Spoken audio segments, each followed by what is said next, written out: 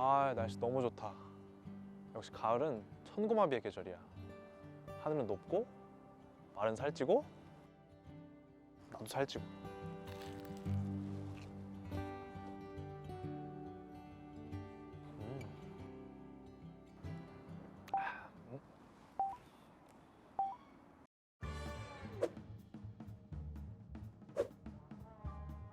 어떻게 사람 몸이 이렇지? 이게 현실적인 몸이지. 진짜 이런 몸이면 소원이 없겠다. 맛있게 먹으면 0칼로리니까. 맛있어. 아, 지난달에 건강검진한 거 나왔구나. 어? 지금 환자분의 몸은 30대가 아니라 50대예요. 아직 젊다고 운동 게으르하시면 안 돼요. 그래, 운동 한번 시작해보자. 안녕하세요. 안녕하세요. 이런 몸이 될 수 있을까요? 당연하죠, 회원님. 이미 저희 센터를 방문하신 것만으로도 절반은 성공하신 겁니다. 저랑 같이 꾸준히 운동만 하시면 충분히 가능하십니다, 회원님. 준비되셨나요? 같이 한번 힘내보시죠.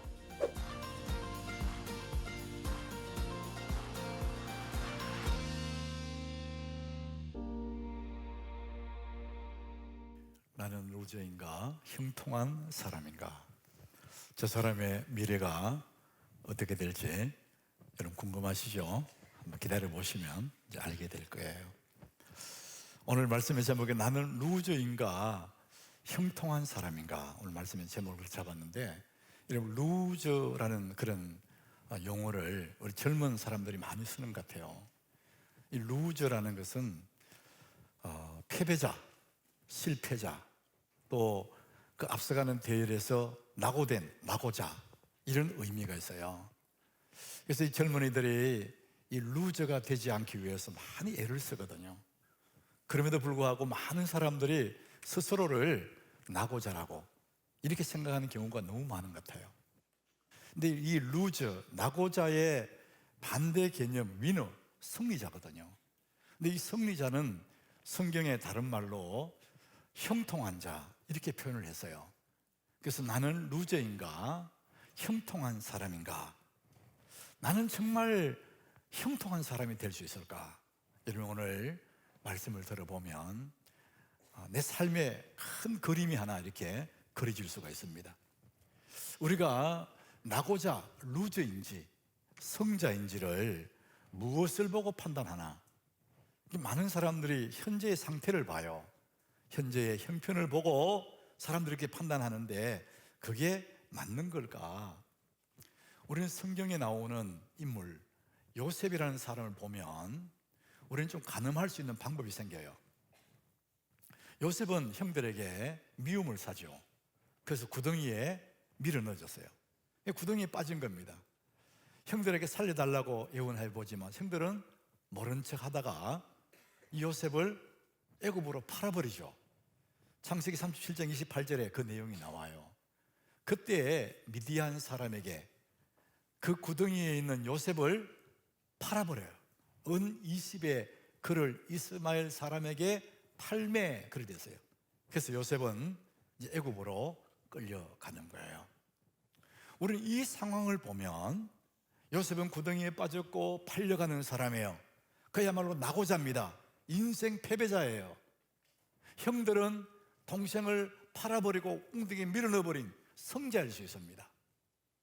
누가 성자인지 누가 루저인지 우리 이 상황만 보면은 당연히 판단할 수 있겠지만 성경은 정확하게 그의 미래까지 예측해서 판정을 합니다.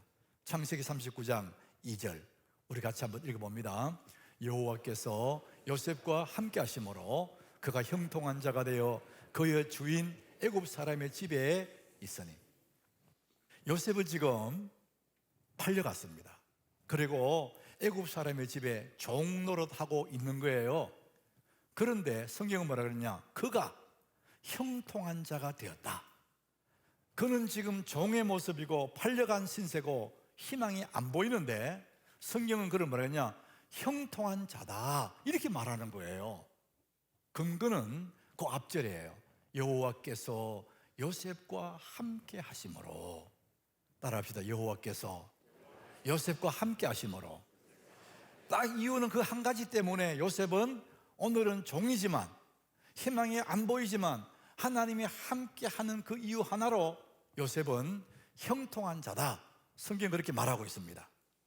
그 다음 절에 보면 그의 주인이 여호와께서 그와 함께 하심을 보았다. 요셉을 보는 거죠. 또 여호와께서 그의 범사에 형통하게 하심을 보았더라. 요셉은 분명히 지금 희망이 안 보이는 사람이에요. 종살이하고 있습니다. 근데도 보니까 하나님이 그와 함께하고 여호와께서 그의 범사에 형통케 하는 것을 사람들이 느낄 만큼 요셉의 삶이 형통한 삶이더라는 것이죠. 여러분, 루저인지 형통한 사람인지 무엇을 보고 알 수 있나? 그 사람이 오늘 형편을 보고 알겠느냐? 그 사람의 삶의 모습을 보고 알겠느냐? 그게 아니라는 것이죠. 두 가지입니다. 두 가지. 뭘 보고 그렇게 할 수 있느냐? 첫 번째, 지금 현재 내가 하나님과 함께 하고 있나? 그렇다면 그는 형통한 사람이라는 거예요. 그가 지금 종이고 팔려가고 아무 그거와 상관없이 내가 지금 하나님과 함께 하고 있느냐? 그렇다면 그는 형통한 사람입니다. 여러분이 하나님과 함께 하고 있다면 여러분은 지금 어려움을 당하고 실패를 경험하고 할다 할지라도 여러분은 형통한 사람인 것을 믿으시길 바랍니다. 아, 나는 형통한 사람이구나. 왜? 하나님 나와 함께 하시기 때문에. 이제 그것이 첫 번째예요. 두 번째, 지금 내가 바른 방향으로 가고 있는가? 내 인생이 의로운 그 길로 가고 있는가? 하나님 인도 따라 가고 있다면 종으로 살든지 옥에 들어가든지 현재의 형편과 아무 상관없이 나는 형통한 자다, 이렇게 보게 되는 거죠. 성경은 그것을 말하고 있습니다. 오늘 주보 표지에 보니까 지도를 하나 들고 나침판을 들고 있어요. 이 나침판은 방향을 가리키는 도구입니다. 우리는 인생의 방향이 훨씬 더 중요한데 사람들은 다 시계를 따라 움직여요. 바쁘게 열심히 노력하고 그러면은 형통한 자가 될 거로 생각하지만 정작 우리에게 필요한 것은 방향입니다. 방향. 성경은 그래서 이 하나님은 우리에게 늘 방향을 지시해 주는 나침반 역할을 하는 것이죠. 여러분들은 지금 어디를 향하고 있으십니까? 하나님이 여러분과 함께하고 계십니까? 그렇다면 여러분들은 형통한 사람들입니다. 성공한 것 같은데 사실은 실패한 인생들이 많아요. 잘 되는 것 같은데 루저인 사람이 있다는 거죠. 잠언 14장 12절에 이렇게 말합니다. 어떤 길은 사람이 보기에 바르나 필경은 사망의 길이니라. 잘 되는 것 같은데, 보기는 괜찮은 길을 가는 것 같은데 그 길 끝에 가보니까 후회되고 그것이 사망의 길이더라. 그래서 방향이 너무나 중요하다는 거죠. 여러분은 루저입니까? 형통한 사람입니까? 오늘 우리는 시편 122장을 읽었는데 이 122장 시작하기 전에 앞에 표제어가 있어요. 거기 보니까 다윗의 시, 성전에 올라가는 노래, 이렇게 기록되어 있어요. 이게 다윗의 시거든요. 다윗이라는 사람도 그랬었습니다. 이 사람은 그 젊은 꽃다운 나이에 늘 도망 다녔어요. 지명수배자가 돼가지고. 여러분, 젊은 나이에 왕에게 지명수배됐다, 희망이 없는 거죠. 사울 왕은 이 다윗을 죽이려고 계속 쫓아다니는 거죠. 여러분, 쫓아다니는 사울 왕이 그가 형통한 사람입니까? 도망 다니는 다윗이 형통한 사람입니까? 겉보기에는 다윗은 루저예요. 희망이 없는 사람이에요. 그는 인생 실패자라고 볼 수밖에 없습니다. 그런데 성경은 그렇게 말하지 않아요. 사무엘상 18장 12절, 여호와께서 사울을 떠나 다윗과 함께 계심으로 사울이 그를 두려워한지라. 여러분, 이 말씀 굉장히 우리 눈길을 끄는 게 있습니다. 하나님이, 여호와께서 사울을 떠났어요. 그리고 다윗과 함께 계셨어요. 하나님이 함께 계시면 형통한 자인데, 누구든지 하나님이 함께하면 형통한 자이지만, 그러나 왕일지라도 누구든지 하나님이 떠나면은 그는 루저가 되는 겁니다. 사울왕은 한때는 겸손해서 하나님 그와 함께했지만 그는 교만해졌죠. 그러니까 하나님이 사울을 떠나서 다윗과 함께 계셨고, 다윗이 결국은 성자가 되는 거죠. 지금은 쫓겨가는 그런 신세지만, 하나님이 함께 계시면, 희망이 안 보이지만 하나님 함께 계시면 그가 형통한 자가 되는 것입니다. 여러분, 여러분이 하나님과 함께 계신다면 여러분 스스로 나는 형통한 자구나, 여러분 그렇게 믿으시길 바랍니다. 정말 중요한 내용이 거기에 있는 거예요. 하나님이 나와 함께 계신다. 여러분, 예수 믿는 사람 다 하나님 함께 계시죠. 내가 예수를 구주를 믿기 때문에 예수님이 중보자가 되시고 하나님 나와 함께 계시죠. 근데 여러분, 그것은 우리가 그냥 신학적으로 이론적으로 하나님 나와 함께 계시지, 그게 아니고 정말 그보다 더 중요한 것은 여러분의 인식 속에, 여러분 생각 속에 하나님 나와 함께 하신다, 그 인식하는 것이 얼마나 중요한지 모릅니다. 따라갑시다. 나는 하나님이 함께하는 사람이다.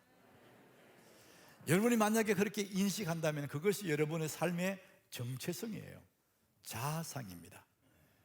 나는 뒤떨어진 사람이야, 나는 루저, 이렇게 생각하는 것이 아니고 나는 하나님이 함께하는 사람이야, 그래서 나는 형통한 사람이야. 여러분, 그것이 자기의 정체성, 자아상입니다. 이 다윗은 평생에 자기 자신은 하나님이 함께하는 사람으로 인식하고 살았어요. 도망 다닐 때도, 왕이 됐을 때도 끝없이 하나님 나와 함께 하신다, 그런 자아상, 그런 정체성을 가지고 형통한 길로 계속 갔습니다. 사무엘상 16장 13절에 보니까 이 다윗에게 기름 붓는 날이에요. 선지자 사무엘이 와서 다윗의 형제들을 쫙 앞에 불러놓고 그 중에 다윗에게 기름을 부어요. 그의 형제 중에 다윗에게 그에게 기름을 부었는데, 이날 이후로 다윗이 여호와의 영에게 크게 감동되었다. 그날부터 일생 동안 다윗은 나는 하나님 함께하는 사람이야, 하나님 나와 함께 하셔, 그것을 늘 인식하고 그렇게 살았습니다. 여러분, 우리에게 최고의 복이 있다면 하나님이 나와 함께 하시는 겁니다. 그것을 이론적으로 말고 실제로 하나님 나와 함께 한다, 그렇게 인식 속에 있다면 그 사람은 형통한 사람이에요. 여러분, 하나님 나와 함께 한다, 다른 말로 하면은 임마누엘이라 그래요. 여러분, 임마누엘 해마다 성탄절 되면 들었던 이야기예요. 마태복음 1장 23절에 예수님의 오신 얘기를 하죠. 보라, 처녀가 잉태하여 아들을 낳을 것이요, 전능하신 하나님이 사람의 몸을 입고 처녀 몸에서 태어나시지 않습니까? 그것이 예수님인데 그의 이름을 임마누엘이라 하리라 하셨으니, 이를 번역한 즉 하나님 우리와 함께 계시다. 임마누엘, 최고의 복이 하나님이 나와 함께 하는 겁니다. 그것이 얼마나 빛나게 하는지, 내 삶을 얼마나 눈부시게 만드는지, 우리는 그 나의 정체성, 자아상이 그렇게 중요하다는 것이죠. 우리 프랑스 파리에 가면은 에펠탑이지 않습니까? 많은 젊은이들이 이 유럽 여행을 하고 싶어하고 에펠탑에 가고 싶어요. 저는 그 에펠탑보다도 그 파리에 있는 몽마르트 언덕이라는 그것이 제 마음엔 더 많이 와닿아요. 왜 그러냐? 그 몽마르트 그 언덕에 가면은 거리에 화가들이 쫙 앉아 있어요. 그림을 그려요. 지나가는 사람들의 얼굴을 그려줘요. 얼마나 돈을 받고. 제가 어느 날 거기에 앉았어요. 내 그림을, 얼굴을 그려달라고. 근데 그 화가가 내 얼굴을 이렇게 붓으로 이렇게 저렇게 보면서 그림을 그리더라고요. 근데 가만히 있으라고, 목 돌리지 말고 가만히 있으라고 그래요. 눈 깜빡하는 것도 조심스럽게 가만히. 이게 힘들어요, 사실은. 근데 그분이 열심히 나를 보고 이제 그림을 그려요. 그래서 얼마를 주고 그 그림을 받았어요. 보니까 내가 아니에요. 실패야. 그런데 그 사람이 실력이 없어서가 아니라 이 서양 사람들은 이 동양인의 얼굴을 잘 인식을 못해요. 그럴 수밖에 없는 거예요. 도만 날려서요. 그런데 다음번에 한 번 더 갔을 때는 제가 목마르던 데 가서 그 중에서 동양인이 있는지 화가 중에 살펴보니까 한 분이 있어요. 그 사람 나서 그걸 그려달라 그랬는데 그 사람 일본 사람이더라고. 일본계 프랑스 사람이 그래요. 그래서 이분이 이제 또 쫙 나를 보고 이렇게 그리는데 잘 그렸어요. 정말 지난번보다 훨씬 좋게 그렸어요. 여러분, 제가 제 얼굴을 그 사람이 그리는 그 그림을 우리는 초상화라 그래요. 초상화. 얼마 주고 초상화를 그리는 거거든요. 그 사람이 내 얼굴을 그렸잖아요. 근데 내 마음에 내가 그리는 그림이 있어요. 그것을 우리는 자상이라 그래요. 초상화도 나고 내 속에 그리는 자상도 나예요. 그런데 사람은 초상화대로 사는 것이 아니라 자상대로 살아갑니다. 관상적인 우리 얼굴을 보지만 사실은 우리의 심상, 관상이 아니라 심상이 중요합니다. 내 자상, 나는 이런 사람이야. 자기 스스로 그리는 그 그림, 그 자상, 그 정체성, 그대로 사람이 되는 거거든요. 여러분은 자기 자신을 누구라고 생각합니까?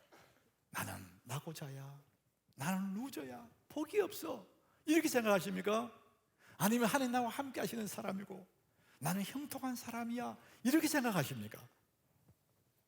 우리가 내 생의 마지막 한 달, 나를 바꾸는 30일 캠페인을 하고 있는데 결국은 내 마음의 태도, 내 마음의 자상을 바꾸는 작업이 30일이 걸리는 겁니다.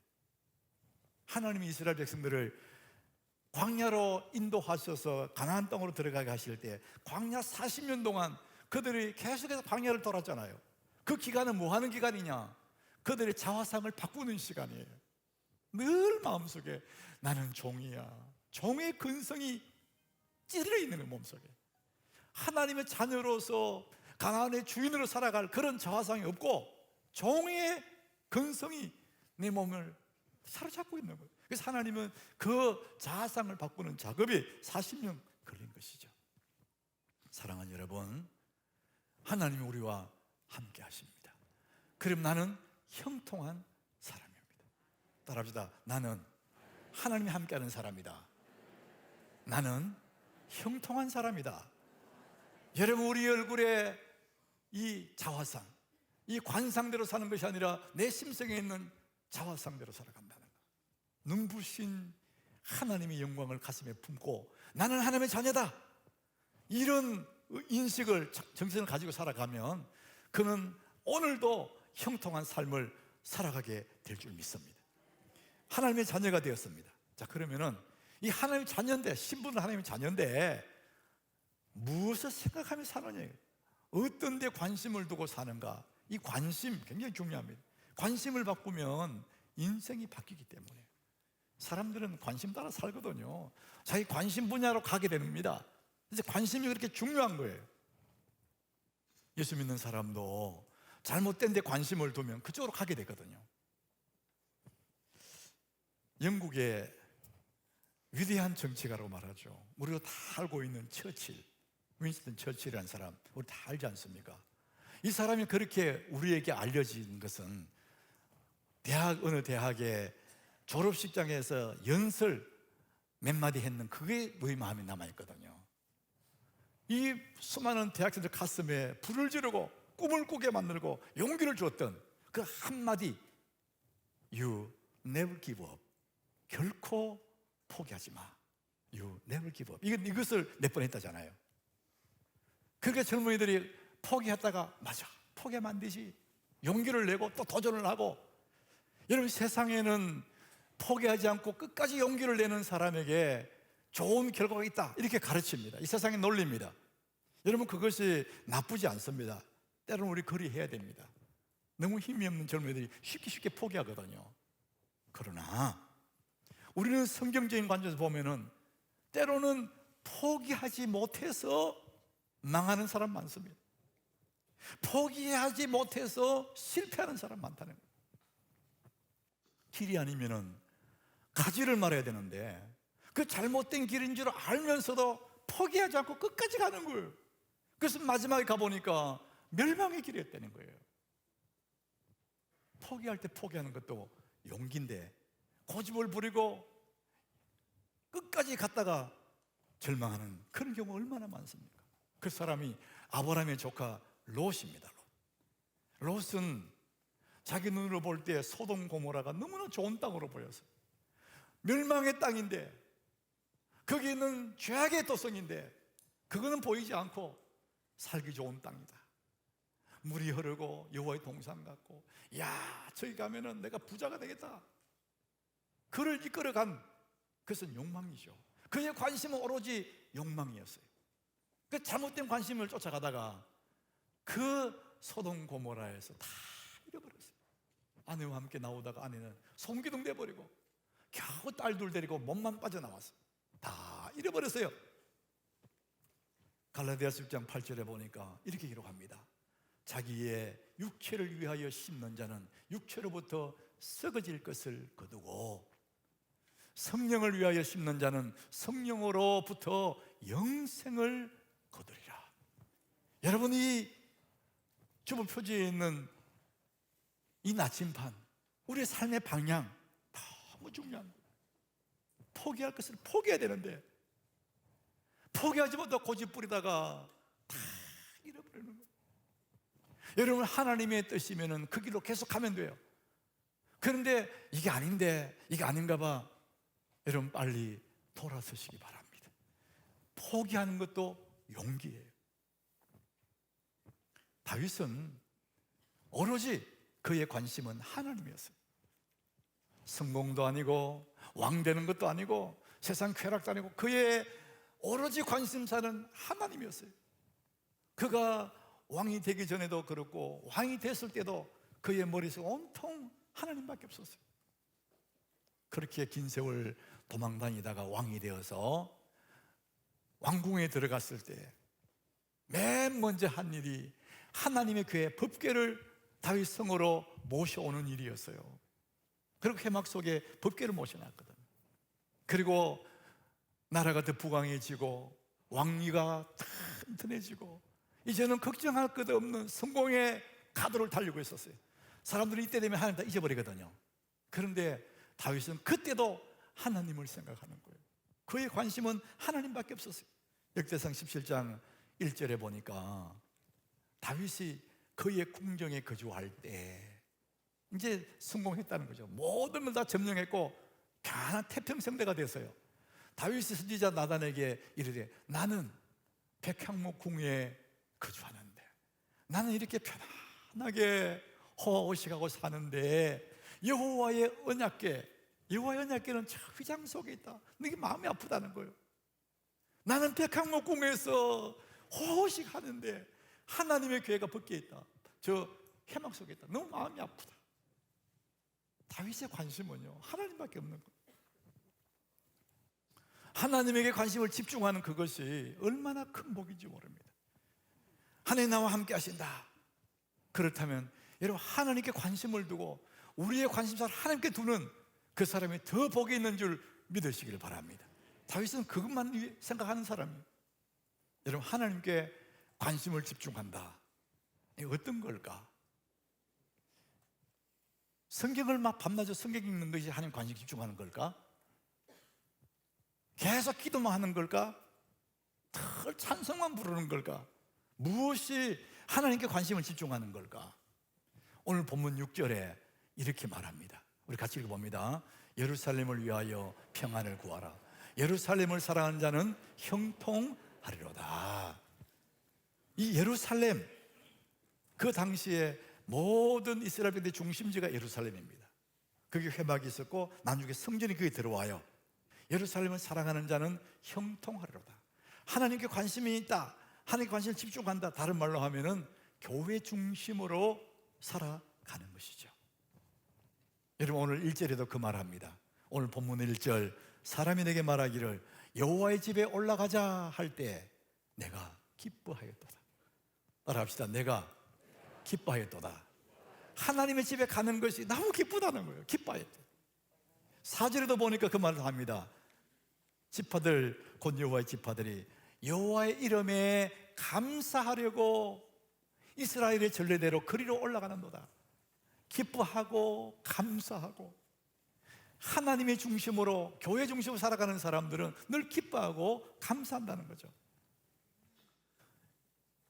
이스라엘 백성들이 광야를 지날 때, 그들이 행진할 때, 또 멈출 때 다 회막을 중심으로, 하나님 법궤를 중심으로 오열을 갖추어요. 그들이 법궤가 여기 있으면, 회막이 여기 있으면 동서남북으로 각각 세 지파씩 장막을 치고 거기에 머물러요. 그 중심에는 하나님의 회막이 거기 있습니다. 믿음의 사람들의 중심에는 언제나 교회가 있습니다.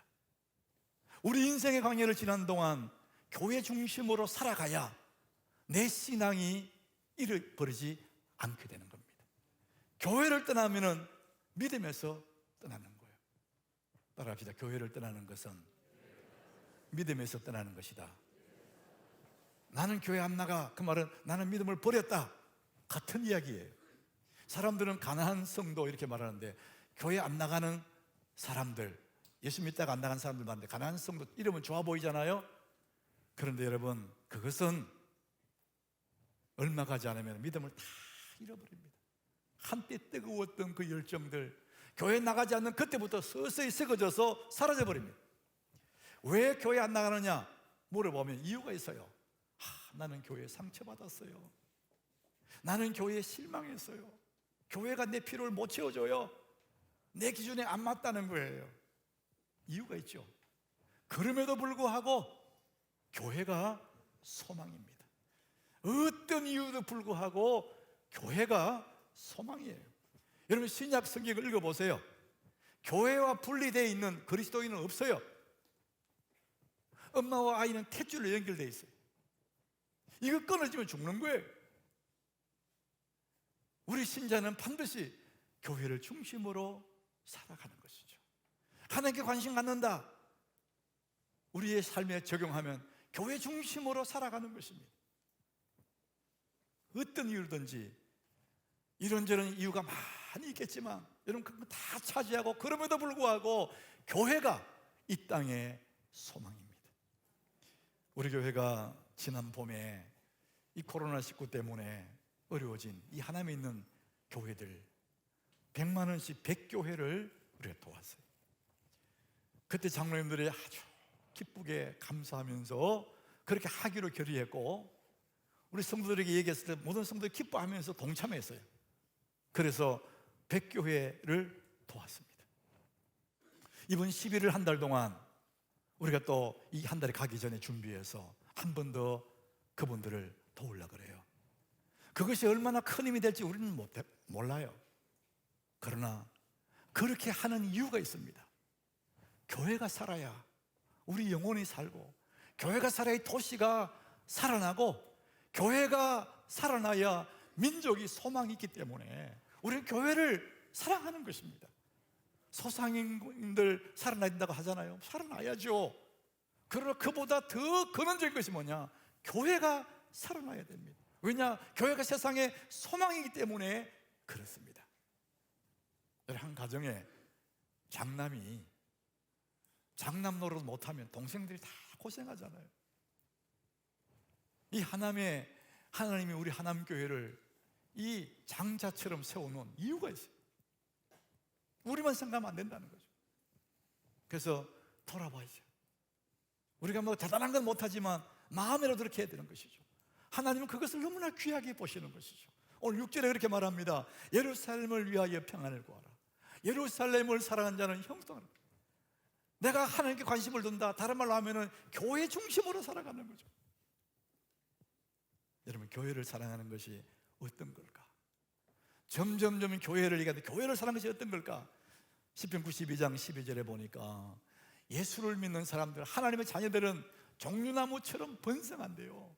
레바논의 백합목처럼 성장한대요. 쭉쭉쭉 자란다는 거죠. 그 이유는 그 다음 절에 설명합니다. 그 이유는 뭐냐? 왜 그렇게 번성하느냐?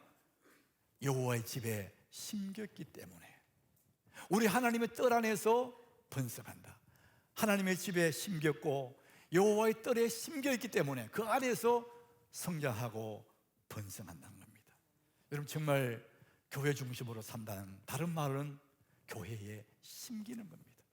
다니는 것이 아니라 교회에 심기는 거예요. 여러분 하나님 교회에 심기시기를 바랍니다. 뿌리 얕은 나무처럼 왔다 갔다 하면 안 됩니다. 심겨야 되는 겁니다. 여러분 분재된 소나무 보십시오.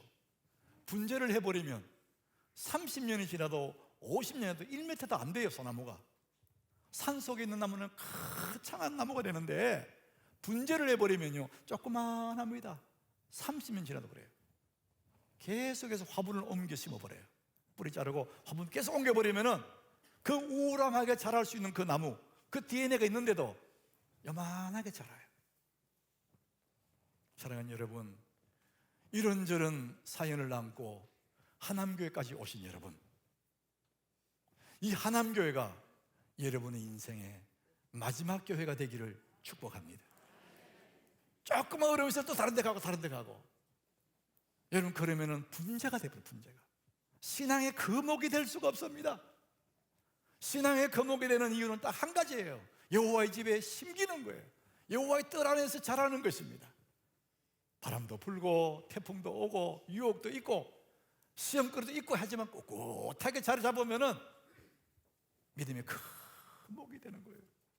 내 아들 딸도 거목이 되고 내 손자새도 거목이 되고. 사랑하는 여러분, 나는 루저인가 형통한 사람인가? 현실이 아무리 어려워도 아무리 힘들어도 하나님 나와 함께 하신다, 이것을 믿고 사는 사람들, 그는 형통한 사람이에요. 교회 중심에 심겨있는 사람. 정말 교회를 사랑하는 사람은 교회를 위해서 기도하는 사람이에요. 그래서 교회 중심으로 살아가는 그 사람은 형통한 사람입니다. 오늘 마지막 6절 우리 같이 읽어봅니다. 오늘 본문 6절입니다. 예루살렘을 위하여 평안을 구하라. 예루살렘을 사랑하는 자는 형통하리로다. 정말 교회를 사랑하면 교회를 위해서 기도하는 거예요. 교회가 평안하도록 기도하는 겁니다. 이런 사람은 오늘이 어렵고 힘들다 할지라도 여호와의 집에 심겨있는 사람이고, 이 사람은 형통한 사람이고, 세월이 가면 갈수록 빛이 청청하고 우람한 믿음의 거목이 될 줄 믿으시길 바랍니다.